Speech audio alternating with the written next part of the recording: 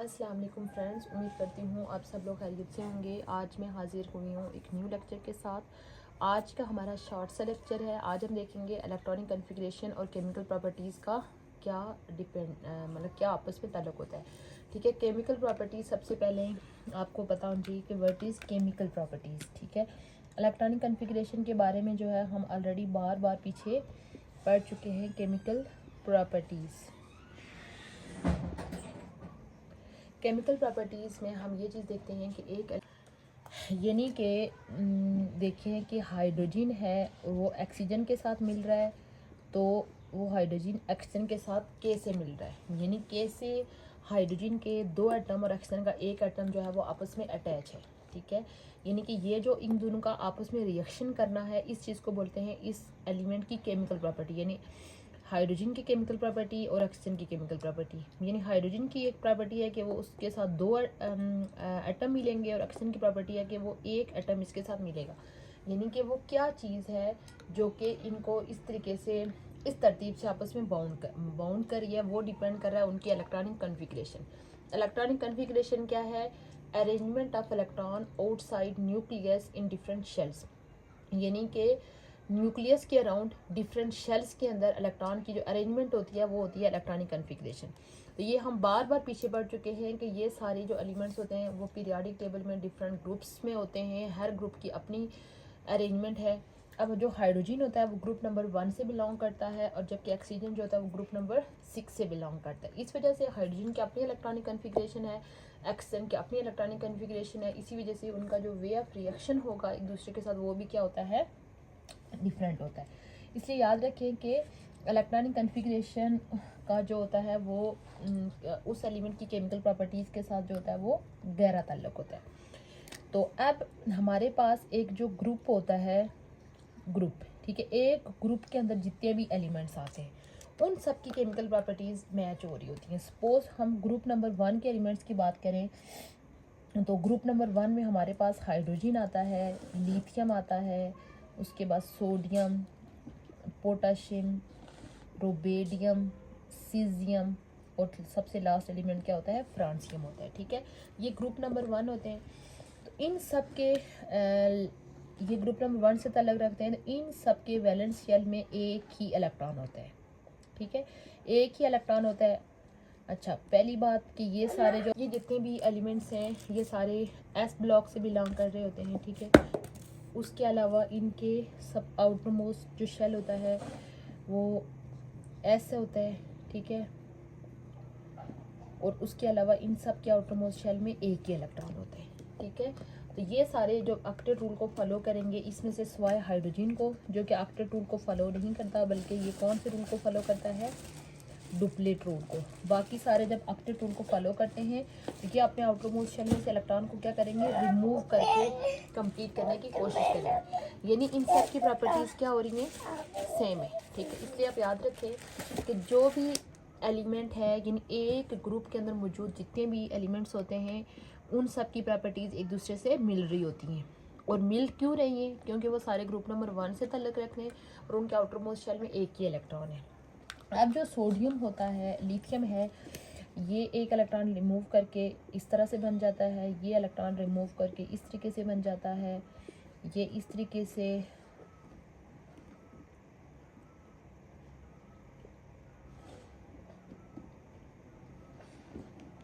Caesium, ये वाला rubidium है, इस तरीके से। ठीक है, तो अब आप इनको देख सकते हैं कि ये जो इनकी केमिकल प्रॉपर्टी है कि ये अपना एक इलेक्ट्रॉन किसी दूसरे को देंगे, ये डिपेंड कर रहा है उनकी इलेक्ट्रॉनिक कॉन्फ़िगरेशन, यानी उनकी ग्रुप नंबर की वजह से और उनके इलेक्ट्रॉनिक कॉन्फ़िगरेशन की वजह से। उसके बाद अगर हम ग्रुप नंबर 2 की बात करें तो ग्रुप नंबर 2 में हमारे पास आता है मैग्नीशियम,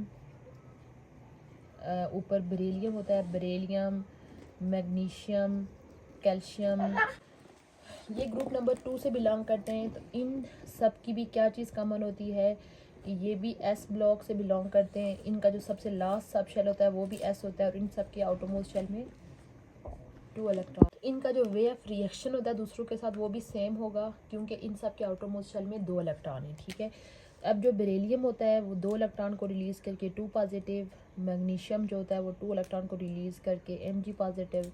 ठीक है, मैग्नीशियम का बाज़ औक़ात और ये भी डुप्लीट्यूड को फॉलो करने की कोशिश करता है। ठीक है, इसके अलावा जो कैल्शियम होता है 2 पॉजिटिव, स्ट्रोंशियम 2 पॉजिटिव। ये सारे जो होते हैं ये हमारे पास किस फॉर्म में आ जाते हैं, डाई पॉजिटिव आयन में। ठीक है, अब इनका जो डाई पॉजिटिव आयन है वो भी डिपेंड करता है इनके इलेक्ट्रॉनिक कन्फिग्रेशन पे। यानी कि ये जो इलेक्ट्रॉनिक कन्फिग्रेशन है वो हमें ये बताती है कि इन्होंने दूसरे एलिमेंट के साथ किस तरीके से रिएक्शन करना है। अब मैंने ऊपर आपके सामने रिएक्शन लिखा हुआ है, यहाँ पे आप देखें हाइड्रोजन के 2 क्यों लगे हुए, क्योंकि एक हाइड्रोजन ने भी 1 इलेक्ट्रॉन दिया है, दूसरे हाइड्रोजन ने भी 1 इलेक्ट्रॉन दिया है। जबकि जो ऑक्सीजन का 1 एटम क्यों लगा है, क्योंकि ऑक्सीजन के 1 एटम को कितने इलेक्ट्रॉन चाहिए, 2 इलेक्ट्रॉन चाहिए।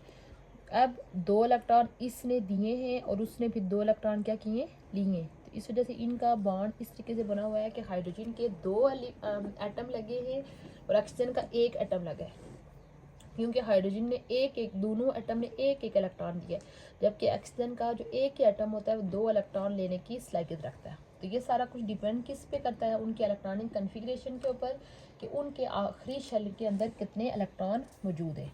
ठीक है, तो इसलिए आप याद रखें कि एक ग्रुप के अंदर मौजूद तमाम एलिमेंट्स की जो केमिकल प्रॉपर्टीज़ होंगी वो सेम होंगी, क्योंकि उन सब की जो इलेक्ट्रॉनिक कन्फिग्रेशन है सेम है। इलेक्ट्रॉनिक कन्फिग्रेशन के सेम होने की वजह से उनकी जो होती है केमिकल प्रॉपर्टी सेम है। लेकिन एक और चीज़ आप ये याद रखें कि बेशक उनकी जो केमिकल प्रॉपर्टीज सेम होती हैं, बट उनका किस स्पीड से जो रिएक्शन करेंगे वो चेंज होता रहता है। ठीक है, कैसे चेंज होता है कि टॉप टू बॉटम, यानी बेशक उनका सारे पॉजिटिव आयन बनाएंगे, ग्रुप 2 के जो मेंबर होते हैं वो सारे यानी कि +2 फॉर्म में जाएंगे। इसी तरह जो ऑक्सीजन के जो ग्रुप के मेंबर होते हैं वो भी +2 -2 की उनकी होती है। इसी तरह नेक्स्ट जो होते हैं ग्रुप नंबर 17 जैसे फ्लोरीन, क्लोरीन, ब्रोमीन, आयोडीन, इन ये सब -1 यानी इनकी रिएक्टिविटी इस टाइप की होती है। लेकिन जब हम एक ग्रुप में टॉप टू बॉटम जाते हैं तो ये जो रिएक्टिविटी होती है वो क्या होती है, रिएक्टिविटी इंक्रीज होती है। Reactivity increase top to bottom, उनकी जो रिएक्टिविटी होती है वो ऊपर से नीचे क्या हो रही होती है, इंक्रीज हो रही होती है। ठीक है, इसी वजह से यानी उनकी जो केमिकल रिएक्टिविटीज़ होती हैं वो चेंज हो रही होती हैं।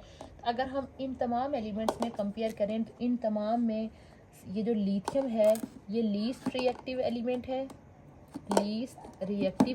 है, जबकि जो फ्रांसियम है ये मोस्ट रिएक्टिव एलिमेंट है, मोस्ट रिएक्टिव एलिमेंट। यानी ओवरऑल इनका जो यानी इन सब ने ही पॉजिटिव आयन बनाना है। ठीक है, लेकिन किस स्पीड से बनाना है वो टॉप टू बॉटम क्या होता है, इंक्रीज होता जाएगा। यानी सोडियम ज़्यादा स्पीडली पॉजिटिव आयन में जाएगा बनिस्बत लिथियम के, पोटाशियम उससे ज़्यादा जाएगा, रुबेडियम उससे ज़्यादा, यानी सबसे ज़्यादा स्पीडली पॉजिटिव आयन में कौन सा जाएगा, फ्रांसियम जाएगा। ठीक है, अब इसकी भी मेन रीज़न है कि क्यों टॉप टू बॉटम इनकी जो रिएक्टिविटीज़ होती हैं वो इंक्रीज़ कर रही होती हैं, क्योंकि अगर आपको याद हो कि हमने पढ़ा था कि पीरियोडिक टेबल के अंदर टोटल कितने पीरियड होते हैं, 7 पीरियड होते हैं। ठीक है, और पीरियड जो होता है वो हमें किसके बारे में बताता है, नंबर ऑफ शेल्स के बारे में बताता है। तो अब जो ग्रुप नंबर 1 होता है वो पीरियड नंबर 1 से बिलोंग करता है, तो उनका एक ही शेल होता है। ठीक है, जो ग्रुप नंबर 2 होता है उसके पीरियड नंबर 2 से बिलोंग करता है, उसके 2 शेल होते हैं। पीरियड नंबर जो 3 होता है उसके 3 शेल होते हैं। इसी तरह पीरियड नंबर जो 4 होता है उनके 4 शेल होते हैं। उसी तरह पीरियड नंबर जो 5 होता है उनके 5 शेल होते हैं। ठीक है, अब आप देखें टॉप टू बॉटम क्या हो रहा है, साइज इंक्रीज हो रहा है। ठीक है, साइज के इंक्रीज होने की वजह से यानी हर न्यू पीरियड के अंदर क्या होता जा रहा है कि एक न्यू शेल ऐड होता जा रहा है। ये हमारे पास पीरियड नंबर 1, ये 2, ये 3, ये 4, ये 5, नेक्स्ट वाले में 6 शेल हो जाएंगे, तो उससे नेक्स्ट वाले में 7 शेल हो जाएंगे। अब टॉप टू बॉटम हर नए पीरियड के अंदर एक न्यू शेल ऐड हो रहा है। तो न्यू शेल के ऐड होने की वजह से क्या होता है कि दरमियान में आपको पता है न्यूक्लियस होता है, यानी हर जो उसका आपको पता है मिड वाला पार्ट क्या होता है, न्यूक्लियस होता है। तो अब यहाँ पे आप देखें इस न्यूक्लियस का अपने जो एक ही शेल है उसके इलेक्ट्रॉन के ऊपर फुल कंट्रोल होगा। अब ये कंट्रोल इधर कम होता जाएगा क्योंकि अब जो सबसे बाहर वाला शेल होता है उसके दरमियान एक और शेल आ गया है। अब इस न्यूक्लियस का कंट्रोल मज़ीद कम होता जाएगा क्योंकि अब बाहर वाले शेल और उसके दरमियान 2 शेल मज़ीद आ गए। अब इसी तरह देखें इधर 3 शेल्स मज़ीद आ गए, इधर 4 शेल आ गए, इधर 5 शेल आ गए। अब देखें शेल ज़्यादा होने की वजह से जो मिड वाला न्यूक्लियस होता है उनका जो सबसे बाहर वाले इलेक्ट्रॉन्स जो कि असल में रिएक्शन में पार्टिसिपेट कर रहे होते हैं उनके ऊपर कंट्रोल कम से कम हो जाता है।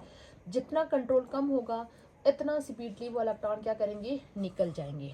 अब ये हमारे पास है हाइड्रोजन है, ये हमारे पास लिथियम है। तो अब लिथियम के लिए इलेक्ट्रॉन को निकालना डिफ़िकल्ट होगा क्योंकि इसका एक ही शेल मिड में आ रहा है तो न्यूक्लियस के इनके ऊपर कंट्रोल ज़्यादा है। उसकी निस्बत जो सबसे लास्ट एलिमेंट है फ्रांसियम, इसके 7 शेल होंगे, ठीक है। 7 शेल होने की वजह से उसका जो न्यूक्लियस है उनका आखिरी इलेक्ट्रॉन यानी जो वो इलेक्ट्रॉन जो कि उसके सबसे बाहर वाले 7वें शेल में मौजूद है उसके ऊपर कंट्रोल बहुत डिफ़िकल्ट होगा। तो जिस वजह से वो आसानी से क्या करेगा, अपने बाहर वाले शेल से इलेक्ट्रॉन को क्या करेगा, निकाल लेगा, ठीक है। जब इलेक्ट्रॉन को निकालेगा तो उससे फिर ये होगा कि उसकी रिएक्टिविटी क्या होगी, ये इंक्रीज़ हो गई है बाकी अपने ग्रुप मेंबर्स की वजह से, ठीक है। यही मेन रीज़न है कि एक ग्रुप के अंदर मौजूद एलिमेंट्स जो रिएक्टिविटी सेम है, मीन के सारे पॉजिटिव आयन ही बना रहे हैं लेकिन किस स्पीड से बना रहे हैं वो चेंज हो रहा है। टॉप टू बॉटम वो जो स्पीड है पॉजिटिव आयन बनाने की वो क्या हो रही है, इंक्रीज़ हो रही है due to increase of their size. कि टॉप टू बॉटम हर न्यू एलिमेंट हर न्यू पीरियड में एक न्यू शेल ऐड होने की वजह से उनकी जो रिएक्टिविटी होती है वो क्या हो जाएगी, चेंज हो जाएगी। लेकिन ये जो top to bottom reactivity increase हो रही है ये जो होती है मेटल के केस में इंक्रीज़ होती है, बट नॉन मेटल के केस में ये जो टॉप टू बॉटम रिएक्टिविटी क्या होती है, डिक्रीज़ होती है, ठीक है। ये याद रखें, ये जो टॉप टू बॉटम रिएक्टिविटी है किस केस में इंक्रीज़ हो रही है, मेटल के केस में इंक्रीज़ हो रही है, बट एक होती है हमारे पास नॉन मेटल्स, ठीक है। इसकी केस में ये जो रिएक्टिविटी क्या हो रही है, डिक्रीज़ हो रही है। मेटल्स और नॉन मेटल्स क्या हैं, ये पीरियोडिक टेबल में एक जो शुरू के एलिमेंट्स और जो बॉटम के एलिमेंट्स होते हैं वो मेटल्स होते हैं। जो नॉन मेटल्स यानी कि जो लास्ट पे एलिमेंट्स थोड़े से होते हैं नॉन मेटल्स। ज़्यादातर ओवरऑल पीरियोडिक टेबल में जो एलिमेंट्स हैं वो मेटल्स होती हैं।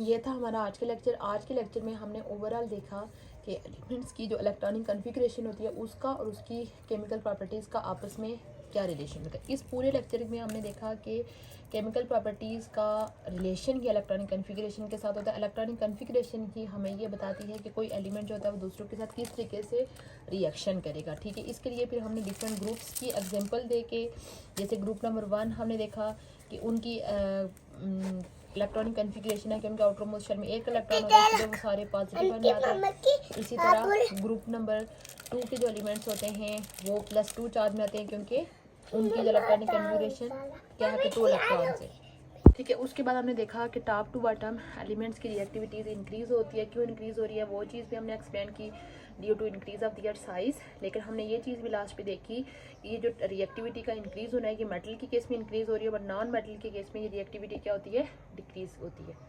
उम्मीद करती हूँ आपको आज का लेक्चर अच्छा लगा होगा।